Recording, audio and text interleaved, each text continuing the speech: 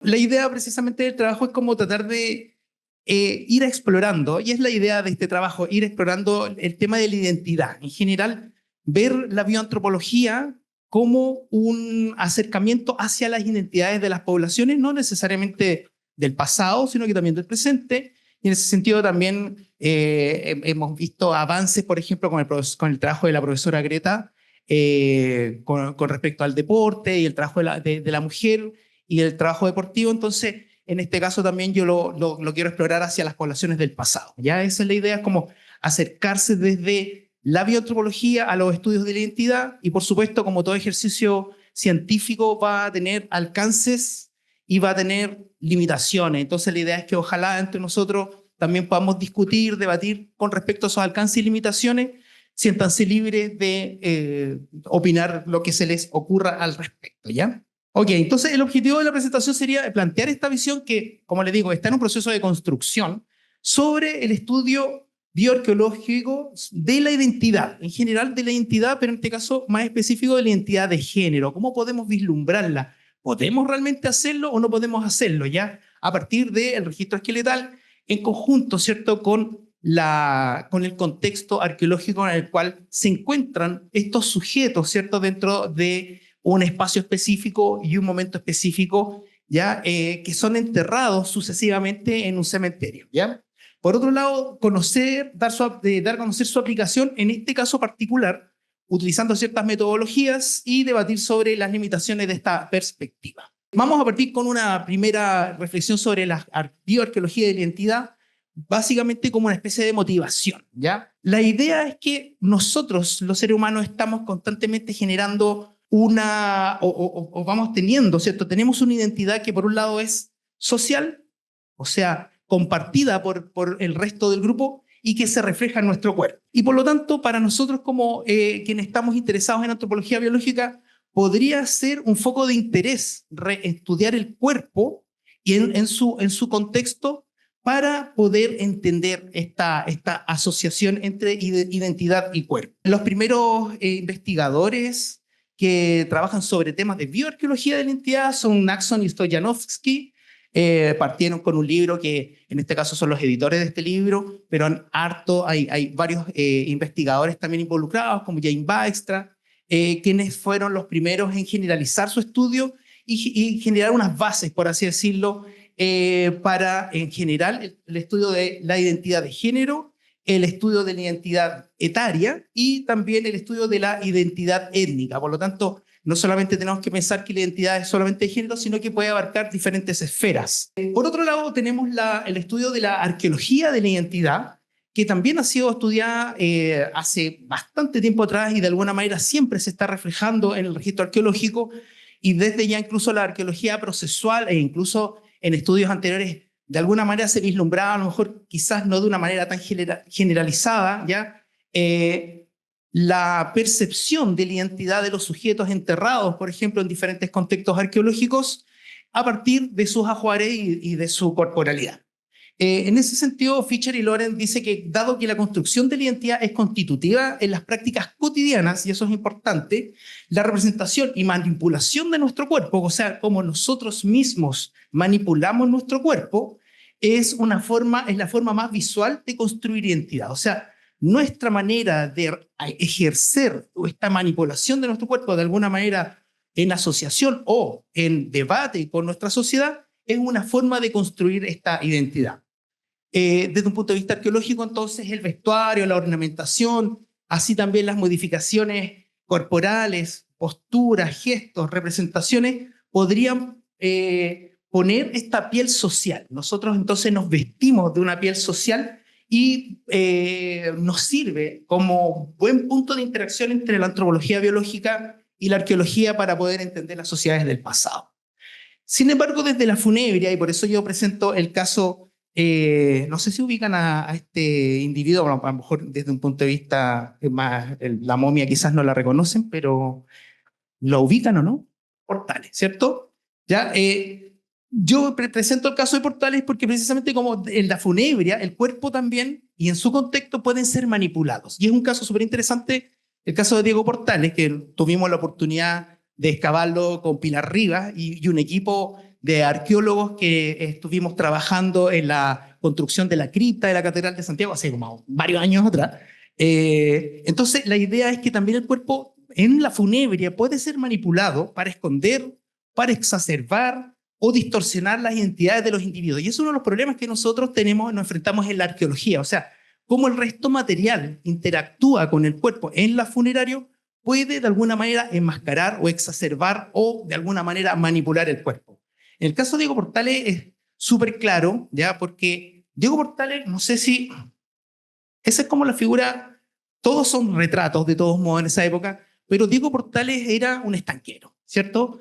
Pero también al mismo tiempo estaba ejerciendo como triministro y dentro de las labores del triministro era ministro de guerra.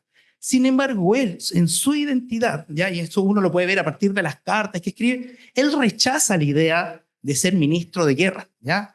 Él estaba en una posición, en un lugar y en un momento en el cual de alguna manera era representante o cabeza de un grupo de personas que querían ejercer cierto poder político. Entonces, cuando se produce el proceso de momificación, y Diego Portales no existe en ninguna de las referencias que tenemos por lo menos disponible el acto, por lo menos escrito, de que quiera convertirse en una momia, ¿ya? Que quiera momificarse. Entonces, el propio acto de momificación ya es un acto realizado por terceros y vestirlo con los honores militares, como se dice, ya si se dan cuenta, tiene estas típicas como botoncitos, ¿ya? No es algo que era propio de él en su cotidianeidad, ¿ok? Al mismo tiempo, estaba vestido con investiduras militares, ¿cierto? Pero no tenía el sable. El sable dentro de la funebria militar indica que el individuo es un soldado, ¿ah? O está involucrado en el mundo castrense. Sin embargo, Diego Portales no tenía eso, sino que tenía un pergamino que era una apología a su obra, por así decirlo. Por lo tanto, la imagen que tenemos de Diego Portales en su funebria está distorsionada, podríamos decir, ¿ya? Entonces, tenemos que desde ahí un poco extrapolar lo que podemos ver en el pasado a partir de la funebria y vemos que entonces las representaciones a menudo nos dicen más sobre los discursos de construcción de la identidad y de la adecuación corporal que sobre la experiencia vivida del propio sujeto. Por lo tanto, como buen bioantropólogo, yo voy a defender la parte más bien corporal. En ese sentido, considero que el estudio bioarqueológico de la identidad puede darnos más luces y en concordancia también con lo que está pasando a nivel funerario sobre la identidad de los sujetos. Así, por ejemplo, utilizo la frase de Merleau-Ponty que dice que la conciencia está arraigada en la experiencia corporal. El cuerpo es un medio de percepción y de experimentación de nuestra existencia. Es a partir de nuestro cuerpo que percibimos y que nos manifestamos. Entonces, las percepciones que nosotros realizamos son intencionales, o sea, nosotros dirigimos nuestros gustos y nuestras atenciones hacia ciertas cosas y no hacia otras. Y eso va, de alguna manera, arraigándose y va generando nuestra experiencia corporal. Nuestros gustos, nuestras actitudes, lo que nosotros buscamos hacer es lo que de alguna manera va conformándose en nuestro cuerpo. Entonces, los cuerpos y los objetos en la experiencia cotidiana no están separados, sino que tienen una continua interacción con el mundo, lo que es fundamental para la formación de esta identidad. En ese sentido, la relación entre la identidad y los objetos está asociada al hacer. Nosotros estamos constantemente interactuando con nuestros objetos en el hacer cosas. Es decir, acciones y actividades que son manifestaciones, según Heidegger, ¿cierto?, de su existencia, de la existencia del individuo en el mundo. Por lo tanto, va a tener una intencionalidad y un significado. Retomando Heidegger, entonces Heidegger dice, uno está siendo en un tiempo y en un espacio en particular. ¿Ya? Ese ser y estar son, por ejemplo, también según Sartre, van a definir la identidad del sujeto a partir como resultado de nuestras decisiones y de nuestras acciones. Por lo tanto, lo que sabemos un poco, lo que dice normalmente Sartre, es como que la existencia precede a la esencia. O sea, eliminamos el determinismo biológico, sino que es a partir de nuestras acciones cómo nosotros generamos nuestra identidad. Por lo tanto, ya que el cuerpo es dependiente del contexto, los individuos expresan sus actitudes psicológicas, sociales y culturales a partir de la postura y el movimiento. Estamos constantemente siendo en nuestro cuerpo. En ese sentido, por ejemplo, podemos tomar el caso del trabajo. El trabajo, ¿cuáles son nuestras manifestaciones asociadas al trabajo? Podría estar ligado, por un lado, a nivel social, en manifestaciones de género y también de otras formas de identidad. Aquí yo debato con el caso, por ejemplo, de Heller, que dice que el estudio de la asociación del género con actividades que están reflejadas en los cuerpos, Heller es una bioarqueóloga, no sería un marco útil para conceptualizar la organización socioeconómica.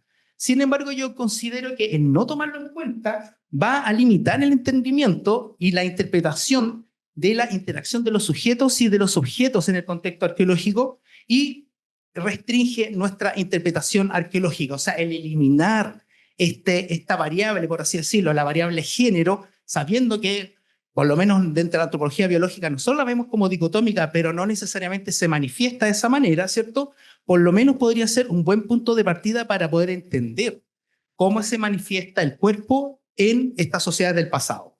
Según Comas de Ajimir también dice como también de alguna manera debatiendo esto, es que los sistemas y divisiones asociadas al género son elementos constitutivos del trabajo, debido a que no solo son creados y reproducidos a partir de ellos, sino que lo estructuran y lo forman.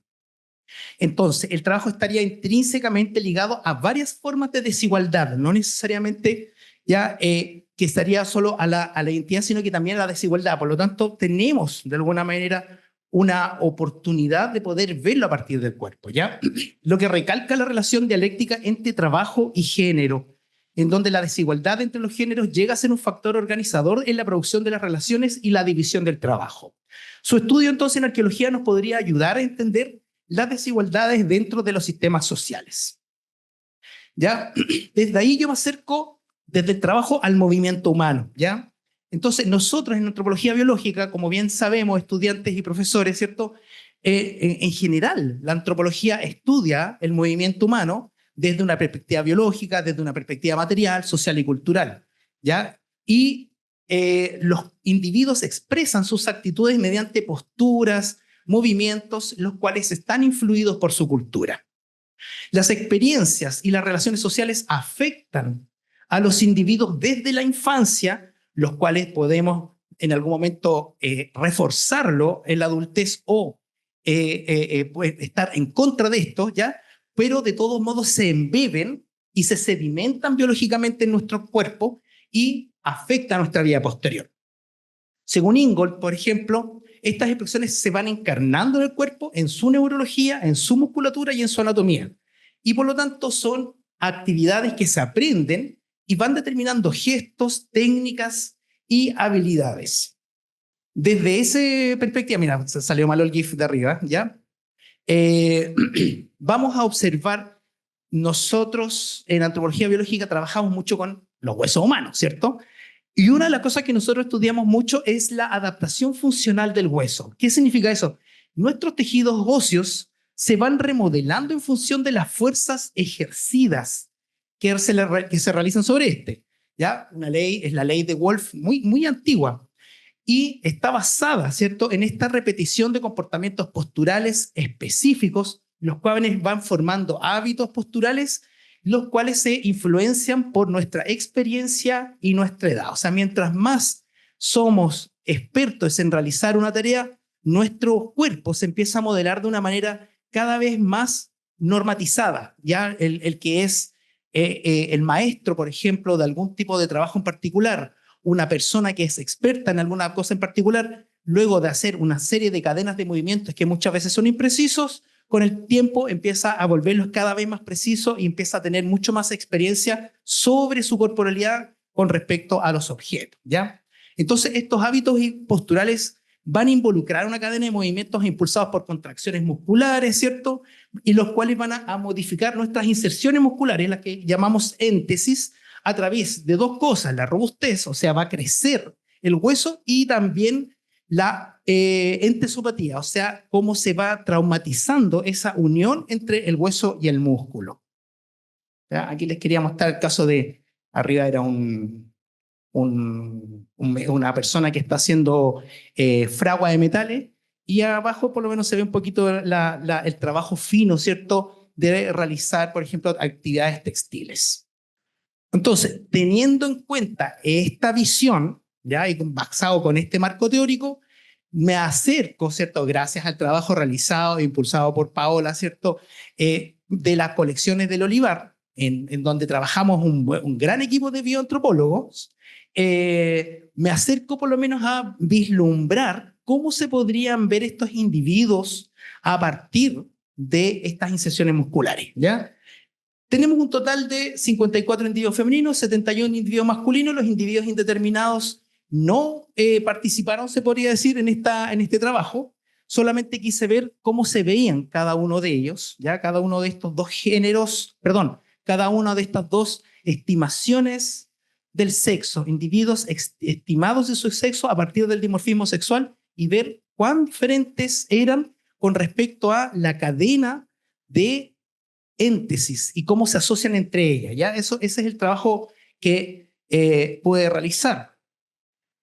Nosotros lo que hicimos fue estudiar 48 inserciones musculares o 48 éntesis, las cuales fueron reducidas en 24 músculos y luego reducidas a 14 movimientos, lo que están ahí abajo. Flexiones, abducciones, mucho trabajo del hombro, ¿cierto? Extensiones, rotaciones de los hombros, mucho trabajo en el hombro en general, ¿cierto? Luego, por ejemplo, flexiones del codo, extensión del codo, supinación y pronación, flexiones de los dedos y luego, en general, trabajo del miembro inferior. Sobre todo hay mucho músculo involucrado en el miembro superior. Entonces, todo eso fue simplificado para poder hacerlo entendible para la interpretación arqueológica. Una de las cosas que también se vuelve muy difícil cuando uno está estudiando inserciones musculares, porque muchas veces se trabaja éntesis por éntesis y como que uno se pierde en este mar de información. Posterior a eso, lo que realicé fue estandarizar la información para cada sexo, porque si ponemos todos los individuos masculinos y femeninos dentro del mismo saco, el dimorfismo sexual arrastra, ¿ya? Y de alguna manera deja de percibir, ya se pierde la percepción de los individuos femeninos a la luz de individuos masculinos que son más robustos y se pierde cómo se están representando los individuos femeninos, ¿ya? Entonces, por lo tanto, lo que se hace es estandarizar. Y finalmente realicé análisis factoriales exploratorios, que son análisis que van tomando cada uno de estos datos, ya todas estas movimientos para poder ver la interacción entre estos sujetos, entre estos movimientos y ver si los individuos masculinos y femeninos tenían, por así decirlo, una distribución relativamente similar de los movimientos. Ese fue el trabajo que pudimos hacer. Ya que en el dibujo está un ejemplo de una inserción muscular, por ejemplo, ya del músculo subescapular. Ok, entonces, luego de toda esta síntesis, lo que obtuve fue estos dos gráficos. El gráfico de la izquierda representa a los individuos femeninos, los movimientos ya que tienen los individuos femeninos y el movimiento que tienen los individuos masculinos. La hipótesis nula era asumir que los individuos masculinos y femeninos se verían relativamente similares sus distribuciones. Esto no está sometido a una prueba de confirmatoria, ¿ya? Sino que es solamente una prueba exploratoria, porque desde el momento en que hago la estandarización, ya no puedo comparar. ¿Ya? Entonces, lo que sí puedo comparar es cómo se observan estas relaciones de los sujetos y veo por lo menos, y ahí ustedes me pueden debatir ya, o rebatir, que en general las configuraciones de los movimientos que tienen los individuos masculinos y femeninos son súper diferentes entre ellas.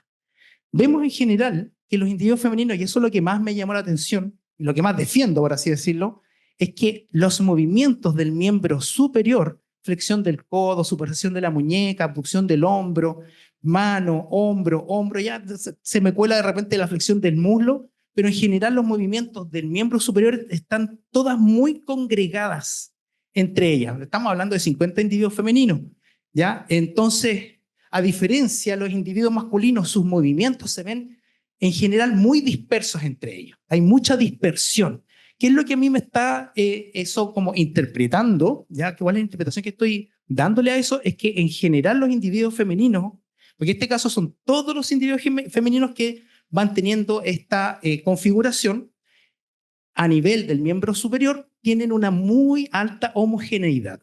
A diferencia de los individuos masculinos, son bastante más heterogéneos en las configuraciones de sus movimientos, ¿ya? Y cómo se asocian entre ellos los movimientos. Entonces, eso es lo que, de alguna manera, es lo que me salta, ¿cierto? Me genera esta duda de una primera, en un primer momento, ¿ya? Y como interpretación a esto, se me olvida este detallito.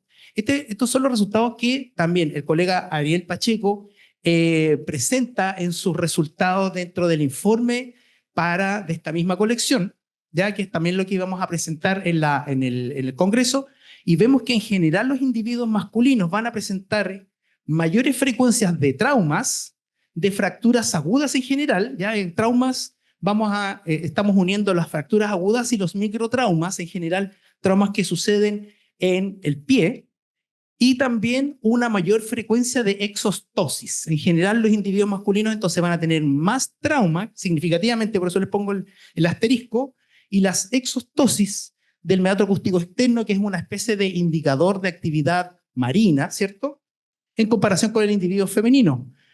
En tanto que la funebria, si bien en este caso yo no pongo el asterisco, porque si bien veo que los individuos masculinos presentan una mayor frecuencia de estos elementos de caza y combate, no hay diferencia significativa. Y hay que hacerle caso a la estadística, por lo menos en este caso. No así los artefactos asociados a la producción textil. En donde aquí la relación se invierte y son los individuos femeninos quienes presentan un mayor porcentaje en comparación con los individuos masculinos, y esta relación resulta significativa. O sea, en términos de contexto, al menos la información respecto a la producción textil, a la materialidad asociada a la producción textil, podría también de alguna manera darnos algún indicio.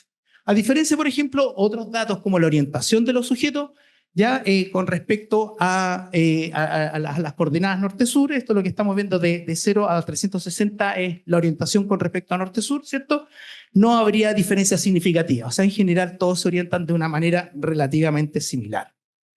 Ok, entonces como discusión, en primer lugar, como les digo, mi hipótesis nula inicial, era que las configuraciones de estos movimientos fueron relativamente similares entre masculino y femenino, y vemos que son completamente diferentes. Por lo tanto, yo considero que estas desigualdades de los movimientos no podrían ser explicadas por el dimorfismo sexual, ¿ya? Sino que algo están haciendo de manera diferente. Y ahí empezamos con la interpretación, y con Paola estuvimos trabajando harto en tema de cómo interpretar esto. Claro, una de las primeras cosas que asaltan es esta relación con lo textil. Tenemos información etnográfica, no necesariamente de las poblaciones de Yaquitas, pero más del norte, en general poblaciones andinas, quienes se conoce que los individuos femeninos son aquellos que más están llevando el trabajo textil. Tanto en su fabricación, en su elaboración, ¿ya?, y en la generación de diseño. En tanto que los hombres, ya los individuos masculinos, estarían teniendo una participación más bien marginal como parte del proceso productivo, pero no en la confección misma. En tanto que los individuos masculinos estarían haciendo otras cosas. A mí se me vuelve mucho más difícil poder conceptualizar qué está pasando con los individuos masculinos, pero sí les puedo decir que al menos lo que se observa, esta heterogeneidad, es que al parecer habrían algunos individuos masculinos que tendrían mayor favorecimiento de algunos grupos musculares a diferencia de otros. A diferencia, como les digo, los individuos femeninos son mucho más homogéneos. ¿Ok? Entonces, ¿qué es lo que estoy pensando? Eso puede estar relacionado con la realización de diferentes actividades, entonces, asociadas a la carga de trabajo y a las tareas diarias.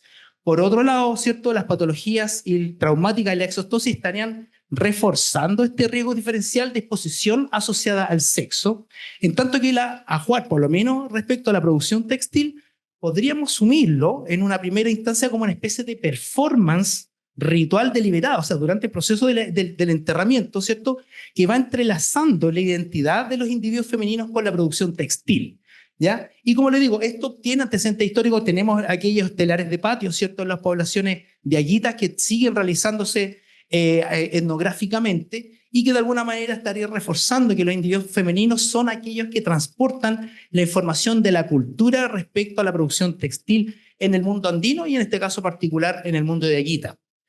Eso es lo que yo tenía como síntesis, podríamos pensar en las limitaciones. Las primeras limitaciones que he tenido, por ejemplo, con mucho de lo que me ha dicho Ariel también, es como, acá yo me estoy poniendo al bolsillo, por ejemplo, una larga relación temporal, ¿cierto? Una cuestión súper interesante es que estos son 300, 400 años de historia.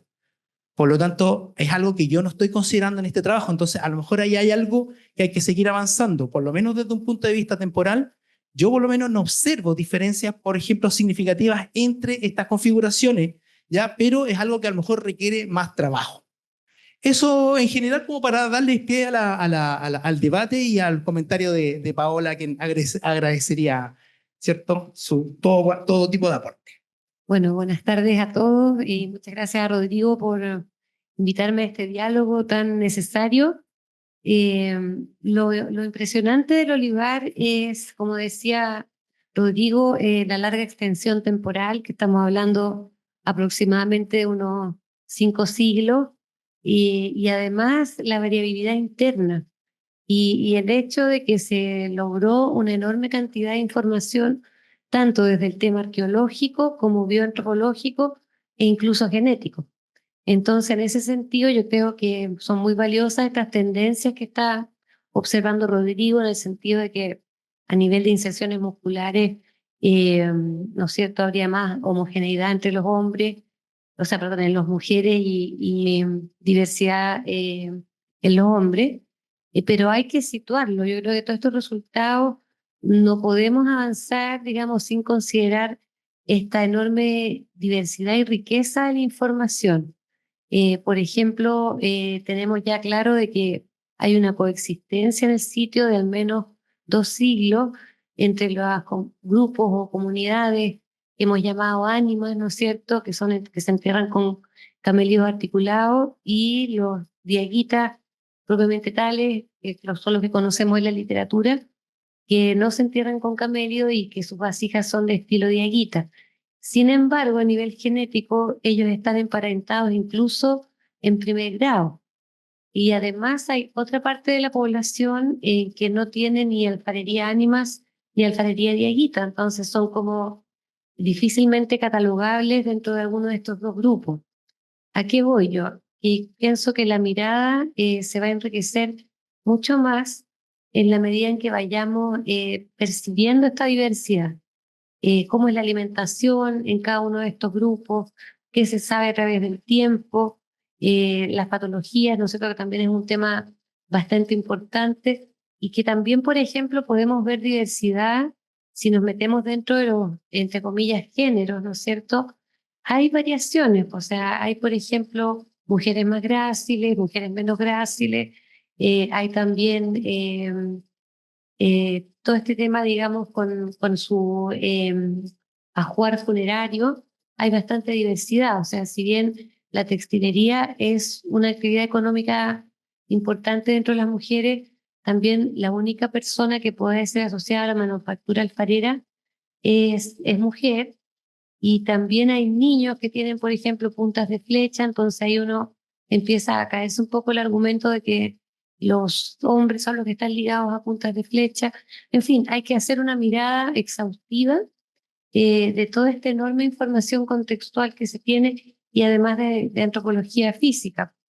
Yo creo que ese es el camino. Hay que cuidar mucho cuál es el concepto de identidad que vamos a escoger, cuánta diversidad vamos a aceptar dentro de ese concepto de identidad, y quizás no apurarse tanto, porque por ejemplo ahora estamos trabajando en el libro del sitio del Olivar, y a nivel, por ejemplo, de la iconografía cerámica, estamos viendo que hay determinadas vasijas que son más propias de los hombres y otras que son más de las mujeres, y hay diseños también que son más reiterativos en uno u otro grupo, o los infantes, por ejemplo, que por regla general usan vasijas monócromas. Entonces yo creo que este es un universo a ser interpretado, y este es un muy buen indicio de lo que nos está mostrando Rodrigo, pero yo creo que más vale caminar un poquito más despacio, pero con una mayor capacidad de integración que nos permita una mirada más compleja también de esta sociedad que comprendíamos tan poco hace poco tiempo atrás.